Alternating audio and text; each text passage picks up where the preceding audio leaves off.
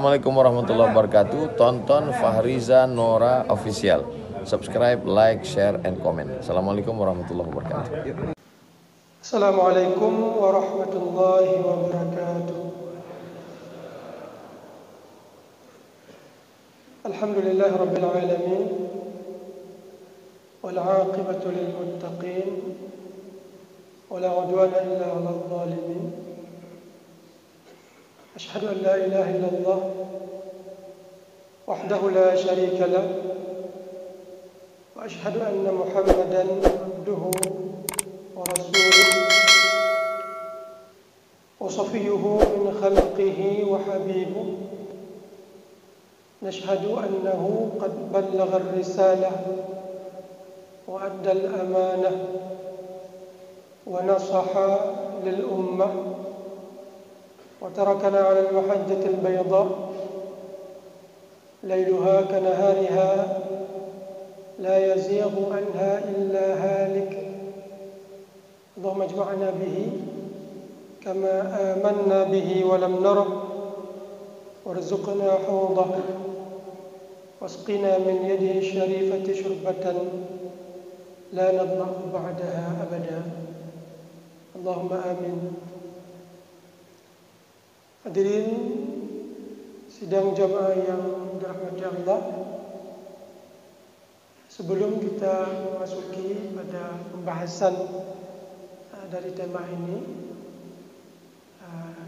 terlebih dahulu saya ucapkan terima kasih atas undangan dan kepercayaan yang diberikan pada kesempatan kali ini. Kemudian ucapan penghormatan kepada Bapak PJ Bupati Abdiya beserta jajarannya, dan juga selanjutnya kepada pengurus DKM Masjid Agung yang tadi disebutkan ada Masjid Persatuan Masyarakat yang ada di wilayah ini, dan juga kepada jamaah-jamaah semua, komunitas-komunitas yang sudah bersusah payah dari jauh untuk berhadir ke sini untuk melakukan silaturahmi, mempererat persatuan dan ukhuwah Islamiyah sebagaimana yang kita harapkan bersama. Judul kita sebagaimana yang disampaikan tadi adalah memperkokoh atau memperkuat persaudaraan, persatuan dan ukhuwah Islamiyah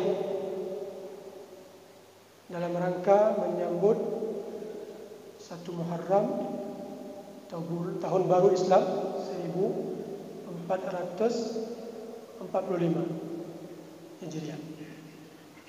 Jadi Islam sudah hampir seabad setengah, hampir 1000 abad setengah. 1000 abad setengah, 14 abad. Berkaitan dengan tema ini, penanggalan tahun hijrah yang sekarang kita akan memasuki tahun baru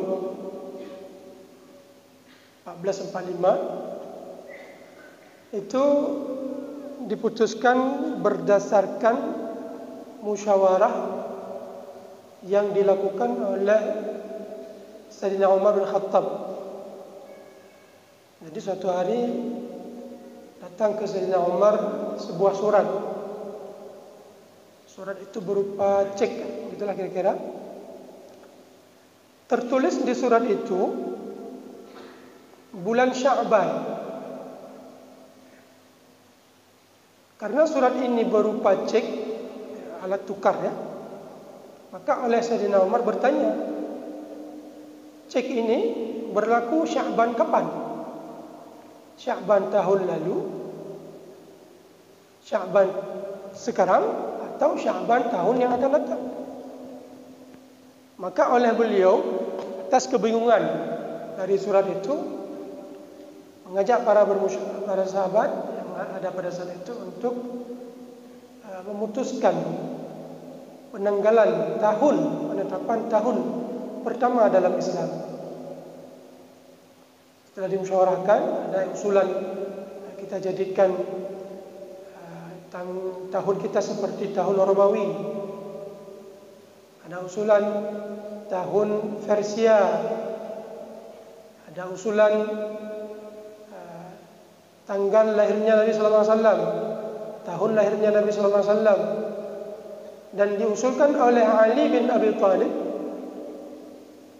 itu untuk dijadikan tahun keluarnya Nabi sallallahu alaihi wasallam dari negeri syirik, itu Mekah pada saat itu. Maka diputuskan oleh beliau bahwa tahun pertama di dalam Islam itu adalah tahun keluarnya Nabi dari Mekah ke Madinah, itu hijrah. Dan pada saat diputuskan tahun itu, umur hijrah sudah 16 tahun. Karena Rasulullah wafat di tahun ke-11 hijrah, memasuki tahun ke-11. Jadi dakwah Islam di Mekah 13 tahun, di Madinah 10 tahun, jumlahnya 23 tahun. 10 tahun di Madinah lebih beberapa bulan, begitulah kira-kira. Ya, karena Rasulullah wafat di bulan Rabiul Awal tahun ke-11. Kemudian setelah Rasulullah wafat, digantikan oleh Abu Bakar As-Siddiq. Itu selama 2 tahun. Wafat Rasulullah di tahun ke-11, Abu Bakar As-Siddiq memimpin kurang lebih 2 tahun, 12, 13, begitulah kira-kira. Kemudian Umar bin Khattab memimpin sekitar 2 tahun atau 3 tahun, baru diputuskan dijadikan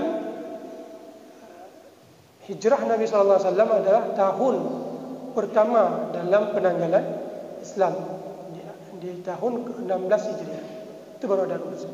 Dan ini adalah salah satu hal baru yang dicetus atau diputuskan di dalam Islam ini oleh Sayyidina Umar. Yang terkesan di masa beliau sering ada hal-hal baru, hal-hal yang tidak pernah dilakukan oleh Rasulullah, tidak pernah juga dilakukan oleh Abu Bakar Siddiq. Di antaranya juga salat tarawih berjamaah dengan imam. Sebelumnya tidak seperti itu. Kemudian juga usulan beliau, tapi ini di masa Abu Bakar Siddiq, mengusulkan untuk dibukukan Al-Quran. Abu Bakar Siddiq menolak. Bagaimana saya melakukan sesuatu yang tidak pernah dilakukan oleh Nabi SAW? Tapi setelah dimusyawarahkan, dipikir-pikir, ternyata ada baiknya. Maka akhirnya usulan Umar ini diterima oleh Abu Bakar Siddiq. Kemudian Abu Bakar Siddiq dan Umar bin Khattab membentuk tim yang diketuai oleh Zaid bin Thabit. Zaid bin Thabit pun menolak, enggak mau saya lakukan karena Rasulullah tidak pernah melakukan. Setelah dibujuk, dikasih cara pandangnya, tujuannya, sebabnya. Karena banyak penghafal Quran yang terbunuh. Kalau enggak dibukukan, nanti dikhawatirkan bisa hilang karena ditulis di pelepah, ditulis di tulang, tulis di kulit. Tapi kalau sudah dibukukan, ini sudah tulisan juga sudah dijaga, sudah terjaga, ya. Lebih terpeduli, lebih serius. Itulah kira-kira. Pada saat Rasulullah keluar dari kota Madinah, itu yang disebut dengan hijrah, maka tindakan atau kebijakan yang pertama sekali Rasulullah lakukan pada saat beliau tiba di kota Madinah ada 3. Yang pertama adalah membuat masjid. Membuat masjid. Ini mengingat orang Islam itu tidak boleh terlepas dari masjid. Begitulah kira-kira pesannya. Maka begitu Rasulullah tiba, sesuai dengan kendaraan beliau, karena para sahabat berebutan untuk mengajak Rasulullah tinggal menginap di rumah mereka. Tapi Rasulullah mengatakan, biarkan onta saya ini yang berhenti. Fa innaha ma'murah. Onta saya ini mendapat perintah dari Allah. Di mana dia berhenti, di situ saya akan menetap. Maka berhenti onta Rasulullah di depan rumah Abu Ayyub Al-Ansari. Dan di situ Rasulullah menginap. Tak jauh dari itu ada sebuah tempat tanah kosong. Tanah kosong ini bekas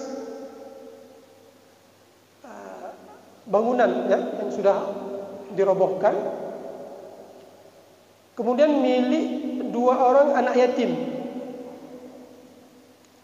Oleh Rasulullah SAW meminta kepada 2 anak yatim ini untuk dibeli, ya, dibeli. Setelah dibeli nanti akan beliau jadikan masjid. Anak yatim ini tidak mau dibeli, mereka ingin memberikan permintaan Rasulullah, tapi Rasulullah tidak, tetap membeli. Disebut dalam sejarah Islam, seharga tanah itu yang Rasulullah beli seharga 10 dinar.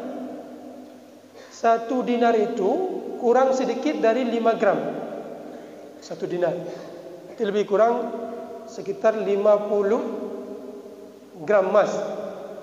Lebih kurang 15 manyam lah bahasa kita. 1 manyam lebih kurang 3 juta kan? 3 juta 1 manyam. 50 juta atau 40 juta harga tanah yang dibeli oleh Rasulullah pada saat itu 10 dinar untuk membuat masjid. Kemudian ada bangunan yang sudah roboh, diratakan. Ada kuburan orang musyrikin. Kuburan itu dicongkel, tulang-tulangnya dipindahkan. Jadi kalau ada perluasan masjid yang membutuhkan untuk itu, mungkin Rasulullah sudah menampakkan contoh bagaimana beliau memperlakukan kuburan. Tapi waktu itu kuburan orang musyrikin. Kemudian ada beberapa pokok kurma ditebang dan dijadikan sebagai alat untuk membangun masjid. Itu yang pertama, membangun masjid. Yang kedua, ini berkaitan dengan tema kita hari ini, yaitu al-mu'akhah. Mu'akhah, mempersaudarakan, menyatukan komunitas yang berpecah belah. Kemudian yang ketiga, nanti kita akan sebutkan rinciannya nanti. Yang ketiga, membuat undang-undang. Bagaimana? Yang disebut dengan Piagam Madinah. Bagaimana sesama muslim dalam menjalankan kehidupan di kota Madinah. Kemudian bagaimana juga kehidupan orang muslim dengan orang Yahudi. Status kota Madinah itu adalah milik kita bersama. Makanya nanti di dalam Islam itu, kalau kita lihat fase-fase ini, kita bisa mengambil kesimpulan bahwa Islam itu tidak langsung penerapan syariat Islam. Itu di fase terakhir nanti. Fase pertama, Islam dalam kondisi minoritas. Itu fase Mekah. Berada orang Islam di tengah-tengah komunitas orang musyrik. Di situ Rasulullah tidak menerapkan syariat Islam sebagaimana nanti yang akan beliau lakukan di Madinah. Kemudian fase yang kedua, oleh beberapa orang sahabat hijrah ke Habsyah. Orang Islam tinggal di komunitas orang Kristen Di situ juga tidak mereka paksakan untuk menerapkan syariat Islam, karena berada di negeri orang. Jadi kalau kita ke Eropa itu jangan sok-sok kita terapkan syariat Islam, jangan. Ya, karena tamu kita di sana. Kemudian fase yang ketiga, fase Rasulullah hijrah pertama ini, ada orang Yahudi, maka Rasulullah menjalinkan kerjasama, perjanjian, membuat undang-undang. Kota Madinah, kalau diserang kita bantu bersama. Kemudian nanti ketika orang Yahudi berkhianat dan mereka terusir dari kota Madinah, baru fase yang selanjutnya Rasulullah menerapkan syariat Islam secara kafah. Sekarang kita bagaimana? Lihat kondisi daerah kita. Cocok enggak untuk kita terapkan syariat Islam secara kafah? Sudahkah daerah kita ini seperti daerah Madinah di fase yang keempat itu? Atau butuh waktu lagi? Atau kita terikat dengan perjanjian-perjanjian dengan masyarakat setempat? Ini butuh kebijaksanaan dalam memutuskan. Jangan gara-gara ya ayyuhalladzina amanu dukhulu fis-silmi kafah, lalu kita memaksakan padahal kondisi tidak memungkinkan. Kembali kepada pekerjaan yang kedua yang Rasulullah lakukan setiba beliau di Madinah Al-Munawwarah, yaitu mempersaudarakan masyarakat sesama Islam. Karena berkaitan persaudaraan ini bukan dengan orang lain, ya. Dipersaudarakan contohnya Abdurrahman bin Auf dengan Sa'ad bin Rabi'. Sampai-sampai Abdurrahman bin Auf ini ditawari istri oleh saudara yang dipersaudarakan ini. Abdurrahman, saya memiliki 2 orang istri. Coba engkau lihat yang paling engkau sukai, engkau pilih, saya ceraikan dia. Begitulah kecintaan beliau ini kepada tamunya ini, kepada sesamanya Islam ini, sesaudara yang sudah dipersaudarakan oleh Rasulullah SAW. Bukan berarti itu dibolehkan dalam syariat. Saya angkat kengan tu, lalu kita mempunyai 2 orang istri, kekalan untuk saya ceraikan. Tidak juga seperti itu. Tapi begitulah gambarannya, refleks yang terjadi pada diri seorang sahabat Nabi Sa'ad bin Rabi' itu, refleks beliau menawarkan, coba lihat, yang kamu sukai saya ceraikan, saya kasih. Tapi beliau juga punya adab, punya akhlak, ya. Beliau tidak mau. Makanya kalau kita ditawarkan sesuatu, itu jangan mudah, jangan terlalu cepat menerima. Tolak dulu, mungkin dia masih basa-basi, ya. Inna a'jalal aqbahal qaumi a'jalu. Itu disebut dalam ungkapan orang Arab. Jadi kalau ditawarkan sesuatu, mereka tidak langsung menerima. Karena orang yang tidak baik itu cepat kali menerima. Nah, itulah kira-kira. Kemudian Sa'ad bin Rabi' ini juga menawarkan kepada Abdurrahman harta. Saya memiliki banyak harta, kemudian saya akan berikan kepadamu. Beliau juga tidak terima. Apa kata beliau? Dulluni ala suq. Coba nampakkan ke saya di mana pasar. Nampakkan ke saya di mana pasar. Jadi tidak mudah menerima. Tunjukkan kepada saya di mana pasar. Beliau berniaga sehingga menjadi orang kaya raya.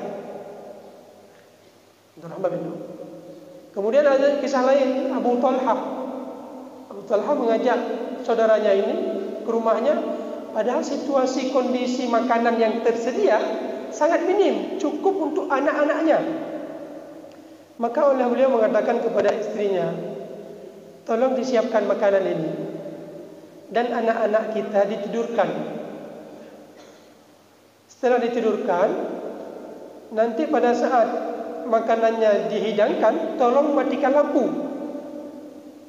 Kenapa? Supaya tamu saya ini bisa makan sepuasnya.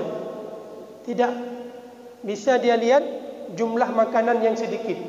Jadi kalau jumlah makanan sedikit, anda mangat dapat baju letak, ya, anda tinggal ke rumah. Tapi ketika lampunya dimatikan, dia santai aja makan. Memang itu tujuannya supaya dihabiskan. Maka oleh Rasulullah mengatakan pada saat berjumpa dengan Abu Talha ini,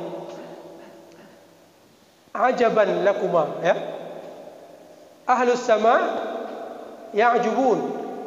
Jadi penghuni langit merasa heran, ta'ajub dengan apa yang kalian lakukan tadi malam. Wa yu'thiruna ala anfusihim walau kana bihim khasasa. Mereka mendahulukan saudara-saudara mereka walaupun mereka dalam kondisi membutuhkan. Nah, begitulah persaudaraan yang terjadi pada saat itu. Dan momen kita menyambut hijrah ini, kita renungkan kembali bagaimana dulu para sahabat begitu cinta kepada saudaranya. Nah, kita sekarang ini, walaupun Rasulullah sudah melakukan demikian rupa persaudaraan, menjalin persatuan, apakah tidak terjadi lagi perselisihan? Tetap juga terjadi di kalangan para sahabat. Kalau perselisihan itu terjadi di masa Rasulullah masih hidup, maka urusannya selesai dengan mudah, karena ada Rasulullah SAW.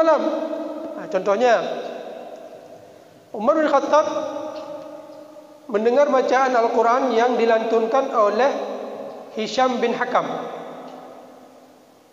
Marah beliau. Kenapa marah? Ternyata bacaan yang dia baca beda dengan bacaan yang dipahami oleh Umar bin Khattab. Nah, ini berkaitan dengan perbedaan, ya. Coba kita lihat. Yang paling sakral di dalam agama kita adalah Al-Quran. Tapi berkaitan dengan perbedaan dan saling memahami, maka Islam ini memberi ruang. Walaupun di dalam kitab suci kita yang paling sakral ini, tapi Islam menghargai perbedaan. Ini perlu digarisbawahi. Perbedaannya bagaimana? Tidak seperti perbedaan yang ada di Injil. Injil satu bilang A, satu bilang B. Tapi kalau perbedaan yang ada di dalam Al-Quran, perbedaan cara baca. Kenapa perbedaan cara baca? Apakah tidak berpengaruh pada makna? Terkadang berpengaruh pada makna, terkadang tidak berpengaruh pada makna. Terkadang melengkapi makna. Contohnya, Malik Yaumiddin. Ada yang membaca Malik Yaumiddin, tidak panjang. Yang membaca tidak panjang artinya raja. Alhamdulillahirabbil alamin, Ar-Rahmanir Rahim. Yang Maha Pengasih lagi Maha Penyayang. Malik Yaumiddin, raja pada hari kiamat. Betul enggak raja pada hari kiamat? Allah Taala. Betul, enggak ada salah. Ya. Kemudian yang membaca panjang Malik Yaumiddin, seperti yang kita baca di Aceh ini, panjang Malik Yaumiddin. Apa arti raja? Apa arti Malik yang panjang itu? Artinya pemilik hari kiamat. Betul enggak Allah Taala pemilik hari kiamat? Betul juga. Ya. Jadi melengkapi mana? Allah raja pada hari kiamat, enggak ada raja lain. Allah juga pemilik hari kiamat. Kemudian contoh lain. Ya ayyuhalladzina amanu idza ja'akum fasiqun binaba'in fatabayyanu. Wahai orang-orang yang beriman, jika datang kepada kalian orang-orang fasik dengan sebuah isu, fatabayyanu. Ini fasik disebutkan dalam Al-Quran, fasik. Tapi sebab nuzul ayat ini bukan kepada orang fasik. Sebab nuzul ayat ini kepada seorang sahabat yang bernama Al-Walid bin Uqbah bin Abi Mu'aid, saudara seibu Utsman bin Affan. Sebab turun ayat ini, beliau diamanahkan oleh Rasulullah untuk mengutip zakat ke Bani Mustaliq. Kemudian setibanya beliau di tempat itu, terlihat dari jauh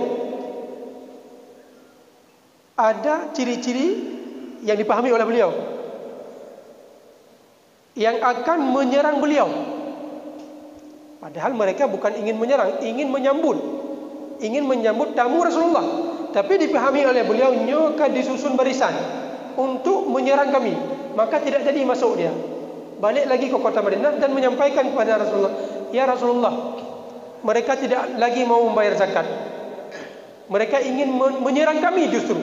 Malah ingin menyerang kami. Maka turun ayat ini. Oleh Rasulullah mengirim utusan lain. Ternyata utusan yang datang yang kedua ini membuktikan bahwa mereka bukan ingin menyerang utusan yang pertama, tapi ingin menyambut. Ya, beda apa namanya? Dari jauh. Dilihat ada barisan tentara, padahal ingin menyambut, bukan ingin menyerang. Maka turunlah ayat. Jika datang orang fasik dengan sebuah berita, fatabayyanu. Ya. Padahal Walid ini bukan orang fasik, orang baik. Buktinya dia dipakai oleh Abu Bakar Siddiq nanti, kemudian dipakai oleh Utsman bin Affan nanti. Jadi itu seakan-akan, ya, ketika tindakan beliau membawa sebuah berita yang tidak benar, seakan-akan beliau seperti orang fasik, padahal dianya bukan orang fasik. Fatabayyanu. Ada bacaan fatathabbatu. Ya ayyuhalladzina amanu idza ja'akum fasiqun binaba'in fatathabbatu. Bukan fatabayyanu. Berbeda. Artinya sama. Mirip-mirip. Fatabayyanu, cari kebenarannya. Fatathabbatu, buktikan. Sama. Sama. Tapi dihargai. Maka oleh Umar bin Khattab pada saat berbeda bacaan beliau dengan Hisham bin Hakam, dipegang di lengan bajunya dan dibawa ke Rasulullah. Ya Rasulullah, ini orang membaca Al-Quran beda dengan apa yang kau ajarkan. Umar bin Khattab lepaskan dia. Kemudian dilepaskan. Coba baca. Kemudian Hisham bin Hakam membaca. Yang tadi Umar bin Khattab marah. Setelah dibaca, apa kata Rasulullah? Betul bacaannya. Ya. Dan begini yang saya ajarkan ke dia. Mungkin fatathabbatu beliau ajarkan kepada Umar bin Khattab, beliau ajarkan fatabayyanu. Ya, artinya sama. Jadi seperti itu. Kemudian Ubay bin Ka'ab, ini juga orang ahli di kalangan para sahabat dalam membaca Al-Quran. Nah, beliau yang dijadikan oleh Umar bin Khattab nanti sebagai imam di salat tarawih. Berselisih dengan Abdullah bin Mas'ud. Bacaannya berbeda. Datang ke Rasulullah, diselesaikan oleh Rasulullah, mudah. Ya, kalau perbedaan terjadi di masa Rasulullah itu mudah. Ada satu lagi, selesai perang Khandaq. Rasulullah mengatakan kepada para sahabat, La yusalliyanna ahadukum al-asra illa fi Bani Quraidah. Bani Quraidah ini kabilah Yahudi. Mereka diserang oleh Nabi karena melakukan pengkhianatan pada saat perang Khandaq. Kaum Quraisy menyerang dari luar, mereka membantu di dalam. Padahal dalam perjanjian piagam Madinah, kalau Madinah diserang, sama-sama kita bantu. Kali ini mereka berkhianat karena dibujuk oleh orang musyrikin Quraisy. Setelah kaum musyrikin tidak selesai melakukan misinya, ingin memerangi Rasulullah SAW, maka mereka berangkat pulang. Terhalang dengan khandak, terhalang dengan parit, tidak bisa masuk. Jadi bekal peperangan sudah hampir habis, mereka pulang. Udara yang sangat dingin, akhirnya mereka pulang. Ketika mereka pulang, maka Rasulullah SAW mengatakan kepada para sahabat, ya, tidak ada satupun yang salat asar kecuali di kampung orang Yahudi. Maka oleh para sahabat bersegera, ya, segera siap-siap untuk datang ke kampung Bani Quraidah. Ada yang sebagian dan datang terlambat, tidak sampai tiba di sana pada waktu salat asar. Maka mereka ini berbeda pendapat. Bono Nabi hanya bisa bayang asar, kecuali di sana. Maka saya nggak boleh salat asar di sini. Salat maghrib boleh. Asar nggak boleh. Jadi di tengah jalan masuk maghrib, salat maghrib, tapi asar nggak. Sampai Isya. Setelah Isya baru salat asar. Ketika sudah tiba di Bani Quraidah. Sebagian sahabat memahami maksud Rasulullah mengatakan itu supaya kita bersegera. Ya, bukan salat asar di sana, tapi cepat-cepat dan masjid salat asar berkadung gede. Nah, begitulah yang dipahami oleh sebagian yang lain. Maka kedua mereka ini datang ke Rasulullah, ya Rasulullah, ini siapa yang benar di antara kami ini? Ya, ada yang salat asar di tengah jalan, ada yang enggak mau salat asar di tengah jalan karena engkau mengatakan enggak boleh salat asar kecuali di sana. Maka oleh Rasulullah mengatakan kedua-dua kalian betul. Ya. Kenapa? Karena masing-masing dikasih oleh Allah kepala, kualitas cara berpikir berbeda-beda. Maka terjadilah perbedaan-perbedaan. Terjadilah yang disebut dengan mazhab itu. Mazhab Syafi'i, mazhab Hambali, mazhab Maliki. Imam Syafi'i misalnya mengatakan ada kunut. Imam Hambali mengatakan enggak ada kunut karena hadisnya hadis dhaif kata beliau. Karena satu periwayatnya ini enggak kuat. Menurut Imam Syafi'i kuat. Ya. Mungkin ada kesan menurut beliau kuat, ada kesan menurut Hambali enggak kuat. Sehingga terjadilah perbedaan seperti itu. Kemudian setelah perkara itu dibawa ke Rasulullah dan Rasulullah mengatakan kedua-dua kalian betul. Ini mirip dengan kita di kampung-kampung biasa. Dulu ibu saya meminta kepada saya datang ke kebun tetangga. Ya, laki boleh main 2 boh. Ya. Sejak mak macutnya laki boleh main 2 boh. Di macut gejukkan 2 boh, 10 boh, 5 boh. Di hari-hari berikutnya beliau macut nyok boleh main cok je kero. Di hari-hari berikutnya macut cok boleh main 2 boh. Cok 10 boh. Ya. Cok 5 boh, cok 10 boh. Inilah yang dipahami oleh sebagian sahabat tadi. Enggak boleh salat, tapi ada orang lain ketika encok lebih 2 boh kecok. Ini yang sebagian sahabat tadi. Enggak boleh salat asar kecuali di sana. Berarti di jalan enggak boleh. Tapi sahabat lain memahaminya kan supaya cepat. Kan salat di jalan. Kemudian setelah Rasulullah wafat, masih para sahabat. Apakah mereka tidak berselisih? Tetap juga berselisih. Kenapa? Karena manusia. Ya, kita juga sekarang juga berselisih. Tapi bagaimana kita menyikapi? Nah, ini yang perlu kita contohkan dari mereka. Bagaimana kita menyikapi perselisihan supaya terbentuk persatuan? Ya, kapan kita harus bertikai? Kapan kita harus menunggu sebentar? Jangan bertikai dulu. Ya, nanti akan saya sebutkan nanti ceritanya.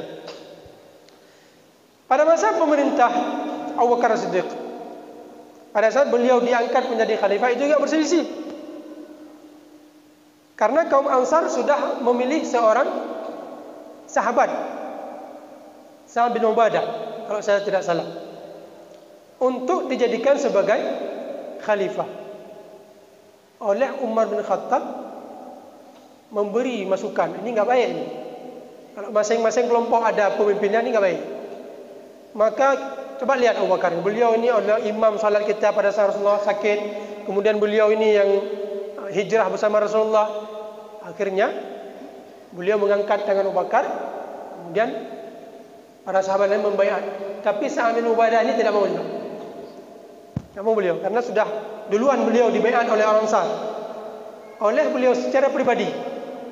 Enggak mau membaiat Abu Bakar, tapi beliau enggak membuat masalah. Ya, beliau keluar dari Madinah menuju negeri Syam.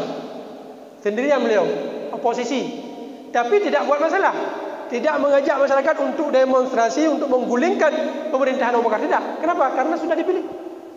Beliau menerima dengan senang. Ini yang perlu kita contoh. Baik bang kata lo pemilu kah main belakang. Ya, siapa yang terpilih? Itulah kita terima. Supaya tidak terjadi perpecahan yang membahayakan. Kemudian kita lihat contoh lain. Pada saat Utsman bin Affan membukukan Al-Quran untuk kedua kalinya, karena terjadi perbedaan tadi. Di masa Abu Bakar dibukukan cuma satu buku, ya, yang hanya memakan waktu setahun. Di masa Utsman bin Affan itu dibukukan kembali. Sebabnya karena tentara Islam yang bekerja di Azerbaijan, pada saat itu Azerbaijan sekarang itu sudah masuk ke dalam kekuasaan Islam. Mereka berselisih. Ada tentara dari Irak membaca seperti ini, ada tentara yang dari Syam membaca dengan bacaan yang berbeda. Maka mereka saling membangga-banggakan, bacaan kami lebih bagus, bacaan kalian enggak bagus.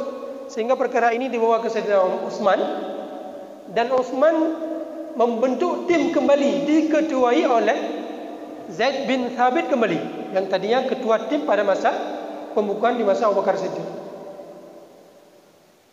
Diminta kepada Zaid bin Thabit untuk memperhatikan perbedaan ini. Maka untuk mushaf yang dikirim ke negeri Syam ditulis sesuai dengan bacaan mereka. Apa Malik Yaumiddin atau enggak pakai alif? Kalau mereka membaca tidak pakai alif, maka kalau seperti ini enggak, fatathabbatu misalnya. Atau wa ausa.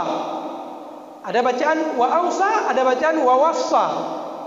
Artinya sama. Ya.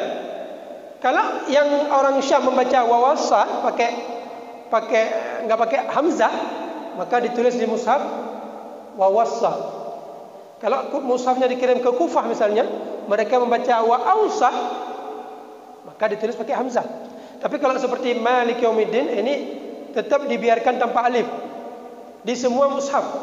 Jadi Utsman itu menulis sebanyak 6 mushaf dengan memperhatikan kota-kota yang dimana kalau kota itu berbeda dari segi penulisan, maka dibedakan penulisan untuk kota itu aja. Tapi kalau penulisannya bisa ditoleransi, seperti fatabayyanu, idza ja'akum fasiqun binaba'in fatabayyanu, ini kalau dibuang titik, dibuang baris, ini bisa dibaca fatathabbatu, dikasih titik dan baris yang berbeda, tapi bentuk giginya sama. Malik Yaumiddin demikian juga, ditulis tanpa alif, Malik Yaumiddin, supaya orang yang membaca dengan alif bisa memanjangkan sendiri. Maka di mushaf nanti kita lihat ada garis kecil seperti itu, ya. Sebanyak 6 mushaf dikirim ke masing-masing kota. Kalau bisa ditoleransikan bacaannya, itu dibiarkan. Tapi kalau tidak bisa ditoleransikan, ditulis sesuai dengan bacaan yang diajari kepada mereka oleh Rasulullah SAW. Ya, sanadnya sampai ke Rasulullah SAW. Maka disebut dengan mushaf Utsmaniyah, yang nantinya para ulama membuat kategori Al-Quran yang bisa digunakan itu adalah yang sesuai dengan kaidah bahasa Arab dan tidak keluar dari penulisan dari 6 mushaf yang dikirim oleh Utsman ini ke masing-masing kota. Salah satu mushaf beliau baca sendiri, dan di mushaf yang beliau baca itu beliau nantinya terbunuh, ya, terbunuh.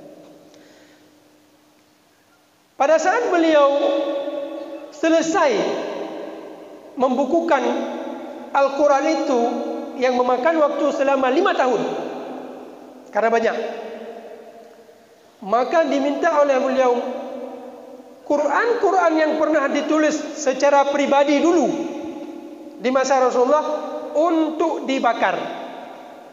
Kenapa? Supaya jangan datang orang membanding-bandingkan, ya, memperkecil terjadinya perbedaan. Kenapa? Karena 6 mushaf ini rujukannya kepada mereka-mereka juga.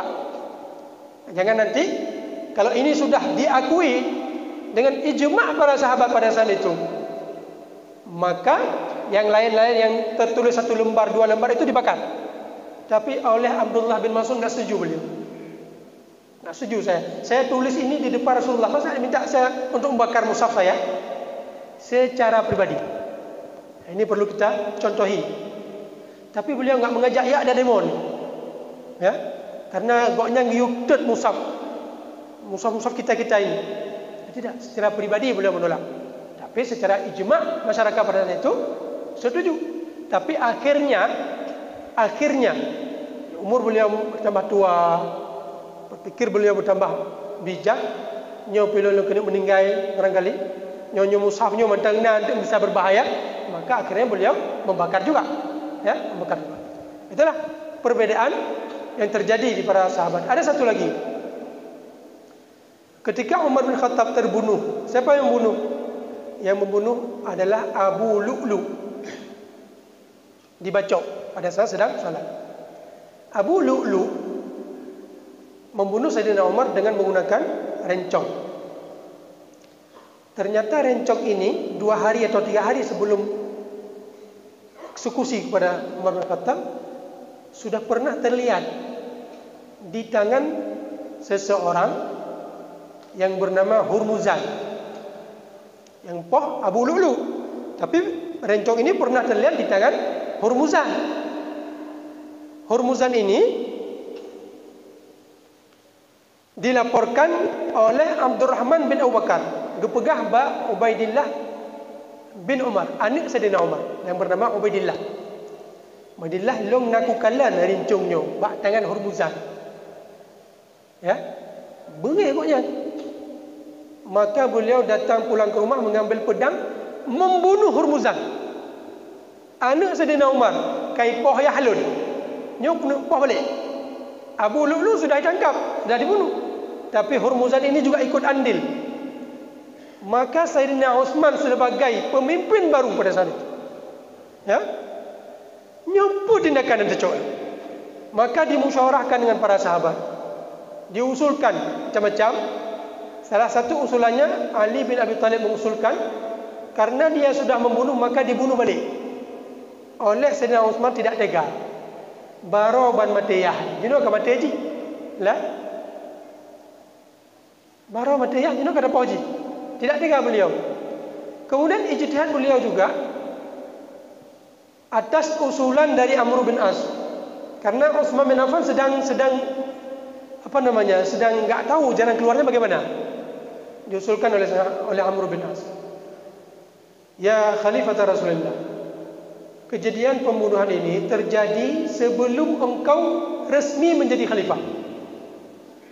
Karena Utsman bin Affan dipilih bukan oleh Umar bin Khattab, dipilih oleh tim yang dibentuk oleh Umar bin Khattab. Jadi Umar bin Khattab sebelum wafat mengatakan, tolong kalian musyawarah sesama kalian. Ada Ali bin Abi Thalib, ada Talha, ada Utsman, ada Abdurrahman bin Auf. Tolong musyawarah sesama kalian untuk memilih siapa khalifah. Maka setelah terpilih dan kejadian pembunuhan sudah terjadi, terpilih Utsman bin Affan. Maka Utsman bin Affan menolak usulan Ali bin Abi Thalib, ya, untuk dibunuh anak Umar bin Khattab. Dan di situ Utsman bin Affan atas usulan Amr bin As mengatakan, jangan ikut pusing karena ini bukan, kejadian ini bukan di masa pemerintahanmu, ya. Itu meringankan kondisi beliau. Kemudian yang selanjutnya, beliau melihat di sini ada syubhahnya. Apa syubhahnya? Pembunuhan terjadi gara-gara ada kecurigaan. Karena pedang ini, alat rencong itu pernah terlihat. Jadi ini ada celah meringankan hukuman.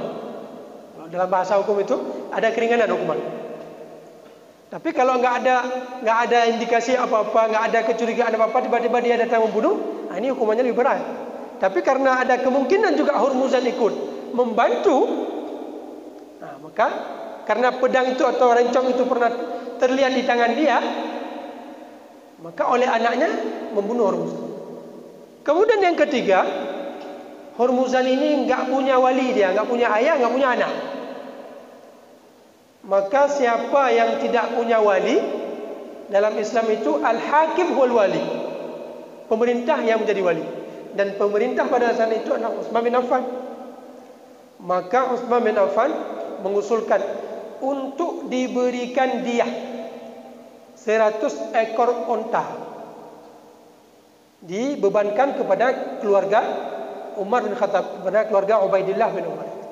Selesai masalah. Ya, selesai masalah. Yang perlu kita pelajari di sini, ketika usulan Ali tadi tidak diterima, apakah Ali berontak? Ya? Apakah Ali mengambil jalan secara pribadi untuk membunuh Ubaidillah? Tidak. Sudah diputuskan. Ya? Makanya nanti ketika Ali bin Abi Thalib terpilih menjadi khalifah, Ubaidillah ini merasa khawatir. Akhirnya beliau membelot, lari ke negeri Syam, bergabung dengan tentara Muawiyah dan terbunuh di peperangan Siffin. Hadirin yang dirahmati Allah,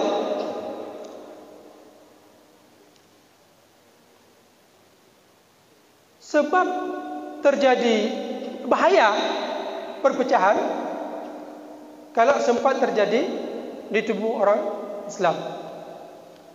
Suatu hari Sayyidina Muawiyah ketika berselisih dengan Ali bin Abi Thalib dimanfaatkan oleh musuh.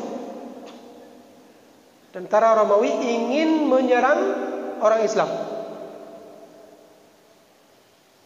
Kemudian Muawiyah mengirim surat kepada Raja Romawi. Bahasanya kasar digunakan. Karena kenapa? Karena kondisi menuntut untuk kasar. Ayyuhar Rumi al-ahmaq, wahai orang Rum yang tolol, ya, al-ahmaq. Apakah kalian ingin melakukan perencanaan menyerang kami karena kalian melihat saya dan Ali berselisih? Sungguh, kalau itu terjadi, saya akan menjadi prajurit di bawah pimpinan Sayyidina Ali. Itu surat yang dikirim kepada Romawi. Maka gara-gara surat itu, ini ada kecerdasan juga nih Muawiyah. Jadi, kapan kita bisa berselisih? Kapan kita tidak boleh berselisih? Maka dalam kondisi musuh di luar pagar, itu jangan sekali-kali kita berselisih. Walaupun kita terhina harus menjadi prajurit orang, terimalah. Jangan sampai kita mati semua. Dan ini yang dicontohkan oleh Sayyidina Muawiyah, yang cerdas beliau. Jok gertak, ya. Nyok kaserang, bahja ke prajurit. Kamu mudah main. Tapi nyok hana kaserang, ya kamu tetap sebagaimana yang kami agendakan. Begitulah kira-kira.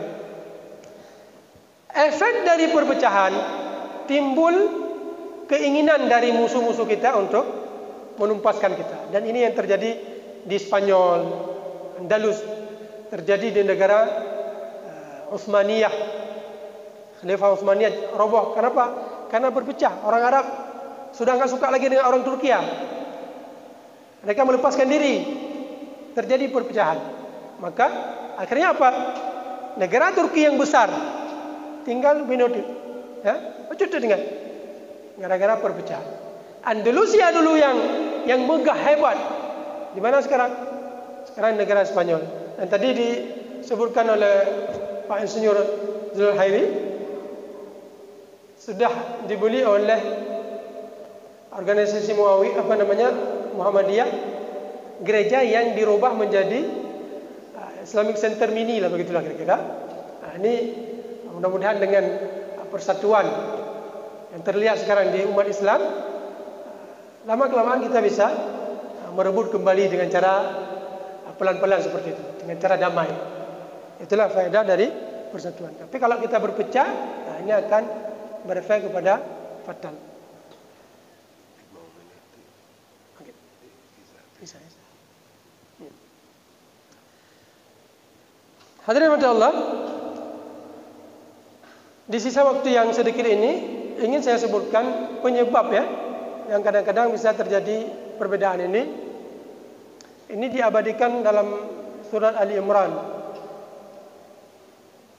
tentang sebab turunnya ayat kaifa takfuruna wa antum tutla ya ayyuhalladzina amanu taqullaha haqqa tuqatih wa la tamutunna illa wa antum muslimun wa'tasimu bihablillah jami'an wa la tafarraqu. Karena terjadi perselisihan antara orang Ansar sesama Ansar, kaum Khazraj dan Aus. Mereka berselisih karena menyebutkan hal sensitif dulu yang pernah terjadi di kalangan mereka. Makanya untuk terhindar tidak jadi perselisihan, maka hal-hal sensitif di sebuah komunitas jangan kita pancing-pancing, kita hargai. Ini yang terjadi pada masyarakat Aus dan Khazraj, sehingga Allah menurunkan ayat ini. Kaifa takfuruna billahi wa antum tutla alaikum ayatullahi wa fikum rasuluh. Bagaimana kalian bisa berpecah menjadi kafir seperti ini, padahal ada Al-Quran, padahal Allah, ada Rasulullah ada bersama kalian. Wa'tasimu bihablillahi jami'a wa la tafarraqu. Jadi hal-hal yang sensitif jangan kita sebut-sebutkan berkaitan dengan komunitas orang, tapi kita hargai. Kemudian dalam satu hadis Allah mengatakan, innallaha yuhibbu lakum thalathan. Allah cinta kepada kalian 3 perkara. Apa?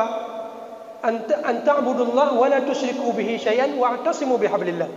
Cinta kalian menyembah Allah dan tidak melakukan syirik, dan bersatu, wa'tasimu bihablillah, di jalan Allah. Wa yakrahu lakum thalathan, dan Allah benci kepada kalian 3 perkara. Perkara pertama, kathratus su'al. Cuba-cuba tanya yang lain, kan kebubuju. Rasulullah ketika khutbah, Allah mewajibkan kepada kalian haji. Seorang sahabat bertanya, ya Rasulullah, setiap tahun? Apa kata Rasulullah? Nyolong pegah setiap tahun, la wajibat. Maka jangan ditanyakan hal-hal kadang-kadang yang kira-kira membuat kita menjadi sulit. Kemudian qil wa qal, isu, menyebarkan isu. Coba share link. Ini kemarin saya dah lihat orang menge-share Ganjar minum khamar, padahal bukan minum khamar, minum teh. Ini bahaya. Walau ini bukan maksud dukungan kepada dia, sama sekali tidak. Tapi setiap yang berbau isu-isu seperti itu jangan mudah kita plan, karena itu akan membawa petaka kepada kita sendiri. Pertama, kita berdosa. Kemudian juga dukungan yang selama ini kita dukung itu membawa fatal kepada dia. Kemudian inilah barangkali yang bisa kita sampaikan berkaitan dengan persatuan ini di momen kita menyambut bulan atau tahun hijrah baru, bulan Muharram baru. Mari kita tingkatkan persatuan, atau kita kokohkan persatuan yang sudah ada. Semoga orang Islam terus bersatu dan musuh-musuh Islam menjadi lemah, menjadi takut. Karena dengan kita bersatu ini, kama takunu yuwalla alaikum. Sebagaimana kalian ini, begitu juga pemimpin kalian. Kalau kita berpecah, nanti pemimpin yang akan terpilih lagi-lagi ya. Tapi kalau kita bersatu, pemimpin yang terpilih seperti kita bersatu. Mudah-mudahan ada faedah yang bisa kita dapatkan pada kajian subuh yang berbahagia ini. Lebih dan kurang saya mohon maaf. Wabillahi taufiq wal hidayah. Wassalamualaikum warahmatullahi wabarakatuh.